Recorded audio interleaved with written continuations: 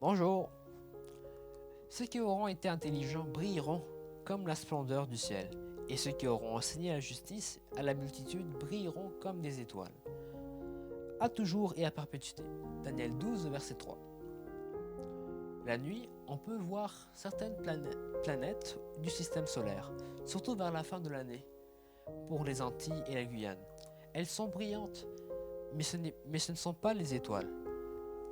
Sais-tu faire la différence entre une planète et une étoile dans le ciel? Quand tu regardes une étoile, tu as l'impression qu'elle clignote. On dit que l'étoile scintille. Quand tu regardes une planète, en général, sa lumière est fixe. Elle ne clignote pas. C'est parce que la planète n'a pas de source de lumière. Elle reflète la lumière d'une étoile comme le fait la Lune. La planète la plus lumineuse que nous pouvons voir dans le ciel est Vénus. On l'appelle l'étoile du berger, parce qu'elle est visible à l'aube et au crépuscule. Et apparemment, les bergers qui s'occupaient de leurs troupeaux pendant la nuit la reconnaissent facilement. On l'a donc associée au berger. Mais tu l'as compris, l'étoile du berger n'est pas une étoile, c'est la planète Vénus. Vénus est très brillante car elle réfléchit la lumière de notre étoile, le Soleil. Vénus n'a pas encore de source lumineuse interne, mais elle reflète la lumière du Soleil. Ainsi, nous n'avons pas la vérité et la vie en nous-mêmes. Mais si nous demandons à Jésus de venir dans notre cœur, il habitera en nous et nous pourrons réfléchir sa lumière. Voici ce que dit Jean 8 au verset 12.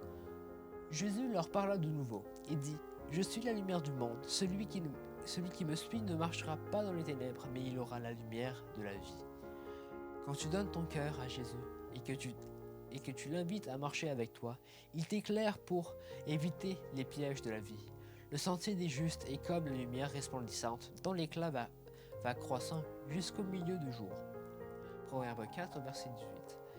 À chaque étape de ta vie, tu arriveras à des croisements et il te faudra faire des choix. Dieu t'invite aussi à chercher la bonne direction dans sa parole. Ta parole est une lampe à mes pieds et une lumière sur mon sentier.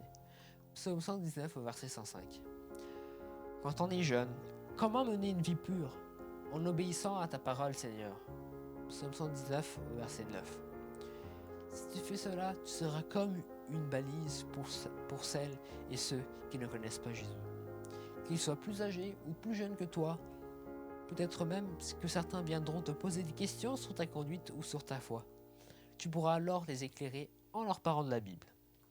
Et tu sais quoi? Tu deviendras un enseignant de la Bible.